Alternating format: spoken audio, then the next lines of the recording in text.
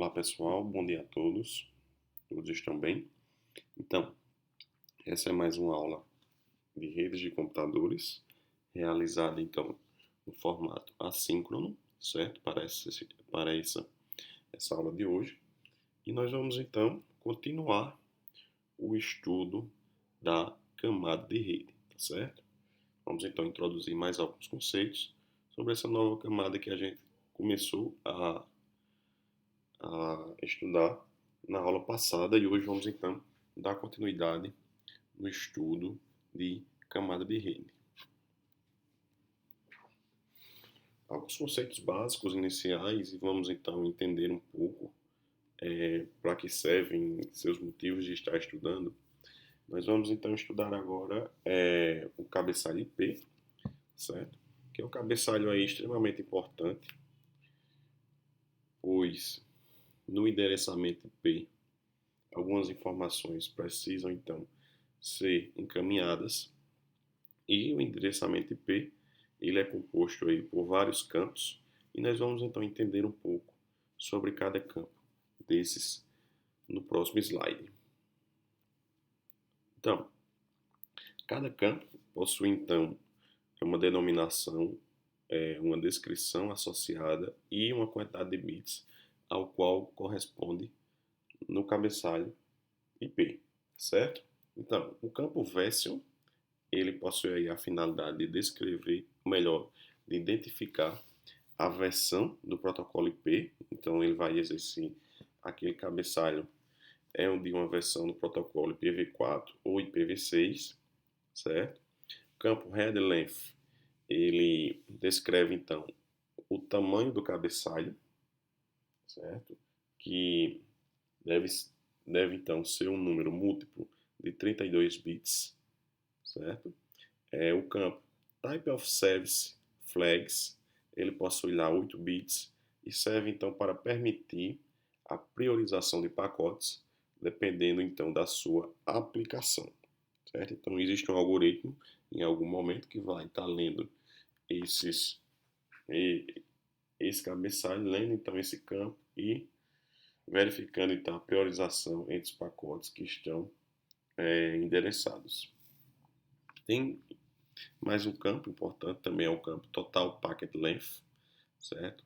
Com 16 bits e representa então o tamanho total do pacote em bytes, incluindo aí cabeçalho e dados, certo?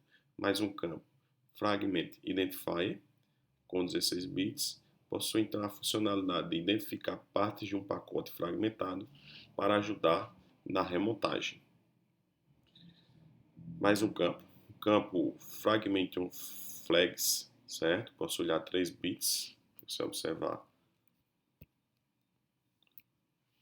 no nosso cabeçalho, certo? Ele representa aí esse flags aí e ele identifica informações e controles sobre fragmentação, certo? Sobre a fragmentação, como por exemplo a instrução para roteadores não fragmentarem aquele pacote. Já o campo Fragmentation Offset possui aí 13 bits, certo? Identificado aí por 13 bits no cabeçalho IP. Ele possui aí a posição dos dados nesse pacote, certo? Em relação ao pacote original. E é então representado por um número, um valor múltiplo de 8 bytes.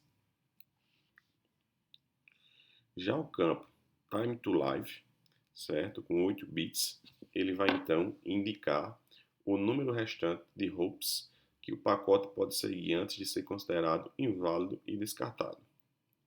Já o campo Protocol Identify, com 8 bits, ele possui então a funcionalidade de identificar o protocolo da camada superior contido no corpo daquele pacote, certo? Já o campo Header Checksum, com 16 bits, ele faz então o processamento de checksum do cabeçalho IP, tá certo? E a gente já viu em aulas anteriores essa definição de checksum e qual a sua funcionalidade. O campo Source IP Address, certo? Possui lá 32 bits e representa o endereço IP do remetente do pacote, certo? O campo Destination IP Address representa, então, o endereço IP do destinatário do pacote e o anterior do remetente do pacote, certo? O campo Options, ele possui aí uma variação da quantidade de bits, porque justamente é, ele armazena aí opções adicionais para Time of Service, Source Routing, Timestamp e é raramente usado, certo? O campo Padding, certo? Ele representa se um pacote não for múltiplo de 32 bits, informações nulas são adicionadas para completar o tamanho, certo? Então aí a gente tem uma variabilidade desse campo, e, então ele não tem como ser definido o seu tamanho na íntegra.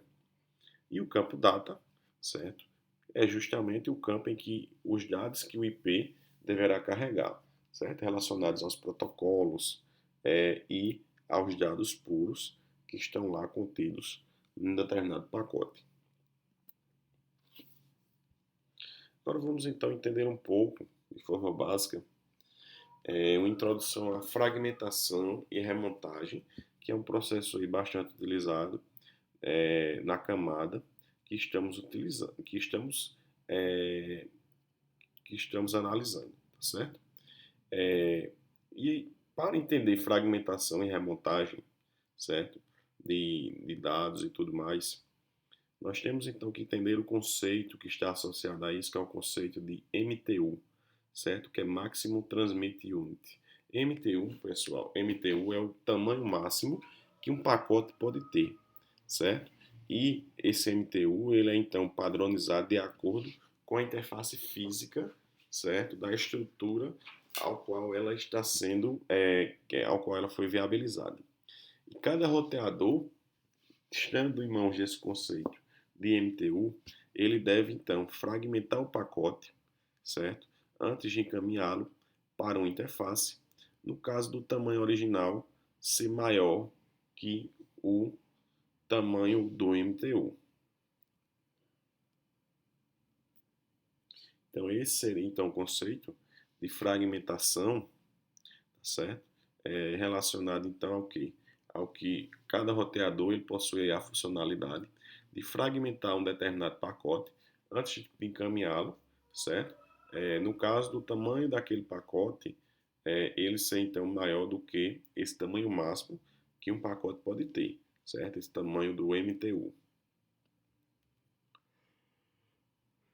E a partir de agora vamos ver aí algumas imagens, alguns dados relacionados ao endereçamento IP, certo?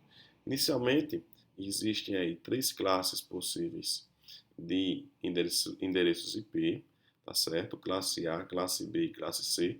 E o que a gente precisa entender é que cada classe dessas ela pode representar uma quantidade suficiente de redes, certo? Então a classe A ela consegue então representar 128 redes, certo? Classe B consegue então representar 16.384 redes e a classe C, por sua vez, um pouco mais abrangente, tá certo? Ela consegue então representar 2 milhões 97.152 redes, tá certo? Então, diante dessas informações, cada uma possui aí suas particularidades, certo? Na classe A você tem o host ID, certo? Com 24 bits, e na classe C você só tem 8 bits que são verificados para host ID, certo? E na classe A você tem 8 bits para network ID e na classe C você já tem aí 24 bits para network ID, e a gente vai ver que essa, essa, esses números eles importam muito porque eles estão relacionados justamente a possibilidade da classe ela representar uma quantidade então de endereços IP. Certo? Então pensando aí numa determinada estrutura, certo? Nós temos aí um determinado endereço IP, tá certo? 192, 168, 100, tá certo? E o que a gente pode tirar já de conceito? que o host ID ele é representado aí pelos 3 últimos números, tá certo? Ele é então representado pelos 3 últimos números e a gente vai também entender como esse número é então gerado, certo? A depender da arquitetura ao qual ela está sendo implementada. Alguns endereços especiais são também importantes para que a gente possa descartar no processo de endereçamento IP, tá certo? E aí, sub-redes privadas são então endereços que não podem ser publicados na internet, certo? Então, as sub-redes privadas, elas na classe A, elas começam por 10, certo? Na classe B, elas começam aqui por 172.16 ou até 172.31 e na classe C, o endereço especial de subrede privada, ele inicia por 192.168, tá certo?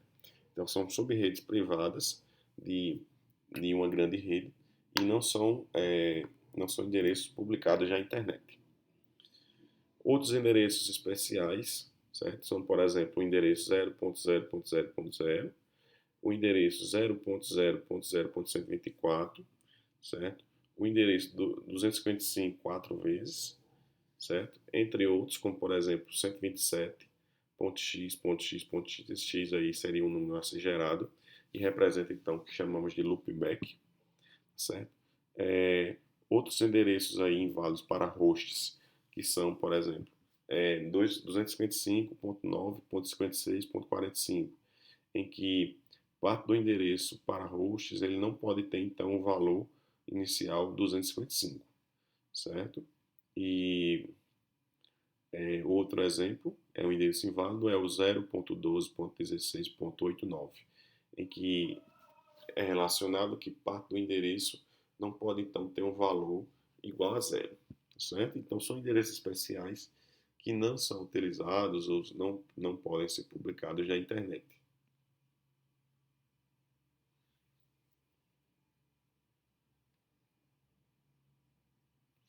Falando agora então um pouco de máscara de subrede, como ela é então gerenciada.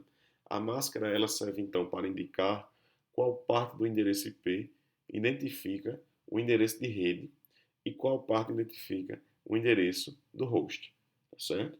E os bits 1 indicam a parte do endereço de rede e os bits 0 indicam então a parte do endereço do host, certo? Então as máscaras default para a classe A são então 255.0.0.0, classe B 255.255.0.0 e na classe C 255, 255, 255, 0, tá certo? Então são as máscaras de default que já nos orientam em relação à máscara de subrede em cada classe.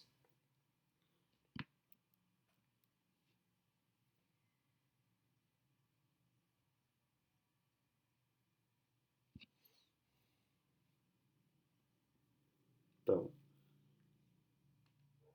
um exemplo aí de máscara de subrede para a classe A, nós temos aí a definição do seguinte endereço IP: 10.50.100.200, certo? E a máscara de subrede para a classe A seria 255.0.0.0 e como identificador da rede nós teríamos aí a seguinte definição do endereço 10.0.0.0.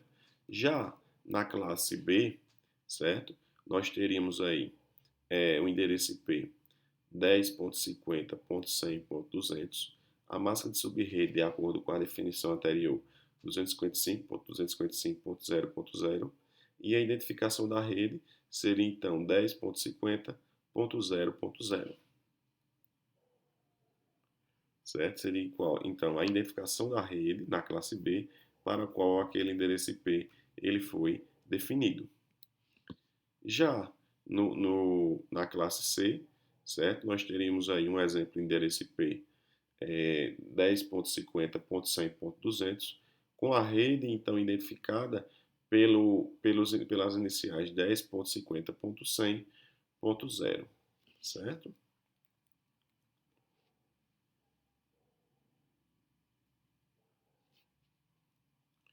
Isso é só um exemplo aí de definição de como é estruturado a definição, então, de, de, de endereços IP numa rede, tá certo? Então, eu tenho a internet que possui um tráfego para a rede 192.68.0.0, tá certo? Então, essa seria a rede com endereço IP inicial, certo?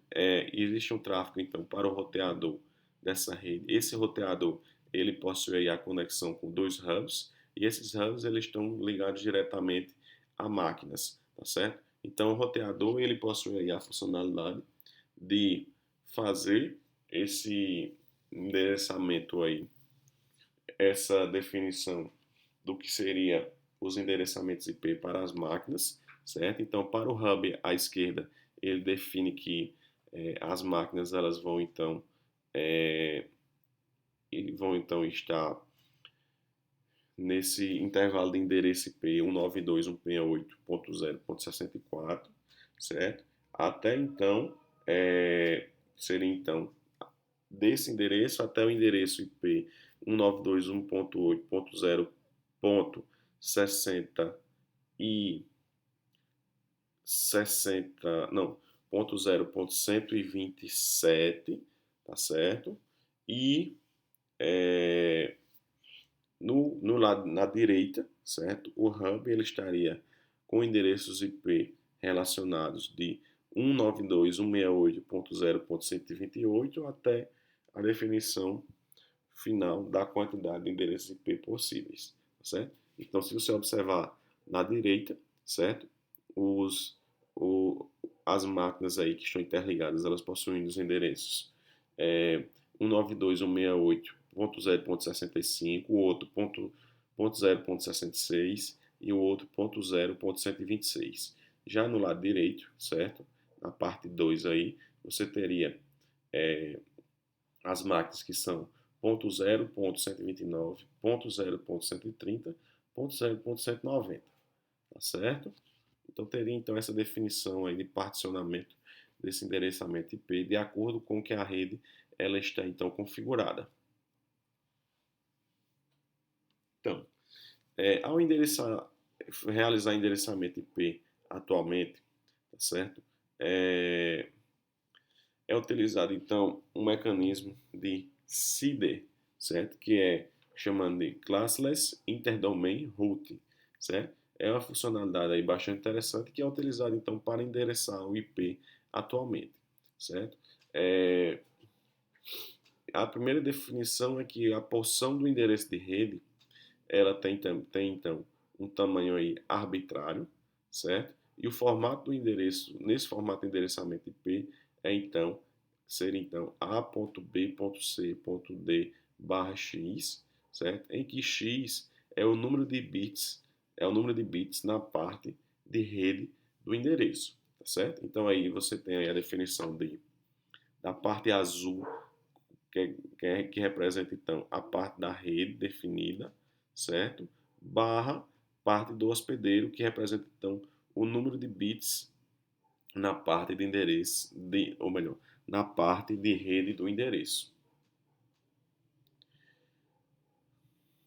E nesse formato de implementação foi inicialmente implementado apenas para grupo de endereços na classe C, certo? E como o mesmo procedimento já foi também aplicado às antigas classes A e B, pode-se dizer então que o endereçamento em classe está descaracterizado e completamente substituído pelo CIDR, certo? Então, vários endereços de antigas classes A e B foram então progressivamente realocados para esse novo formato,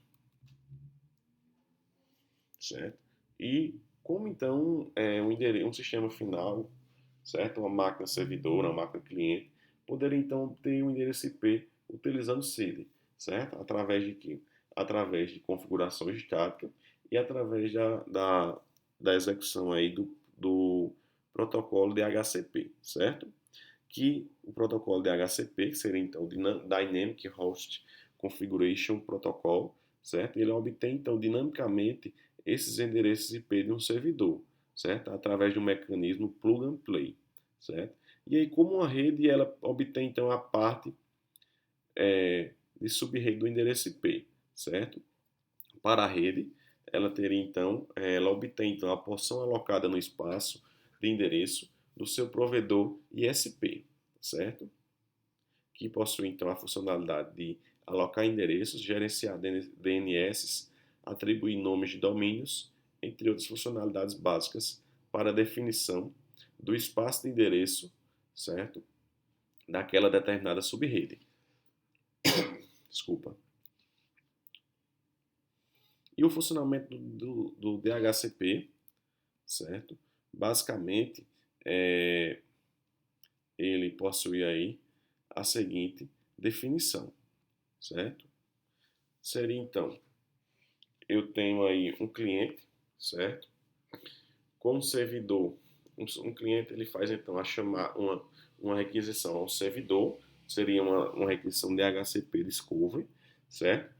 O servidor então ele determina a configuração e reenvia uma confirmação DHCP Offer, certo?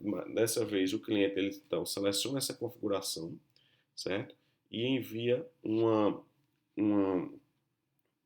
uma, uma definição de DHCP Request, certo? Então ele envia então um DHCP Request selecionando ou rejeitando a configuração daquele servidor, tá certo?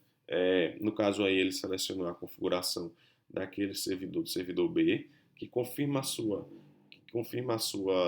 configuração e envia um DHCP PACK, que é então o que chamamos de envio de confirmação, certo? Para o cliente daquela configuração que foi então determinada. Alguns problemas em relação a esse modelo de HCP é que as mensagens não são autenticadas em relação à sua segurança, certo? Em que alguém pode estar forjando DHCP server ou um cliente.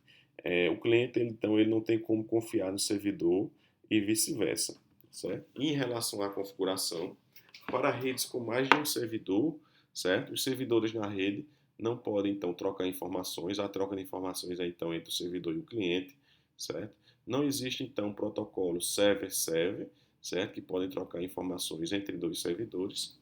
E devem existir espaços de endereçamento disjuntos para evitar a distribuição de IP duplicados, certo? E outro problema em relação à configuração é que os servidores de HCP eles são, então, configurados de forma manual.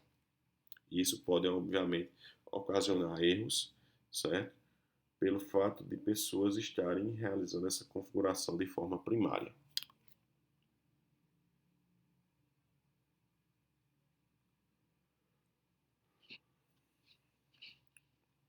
Então, vamos então entender um pouco sobre NAT, que nada mais é do que Network Address Translation, certo? NAT ele possui então a definição, certo?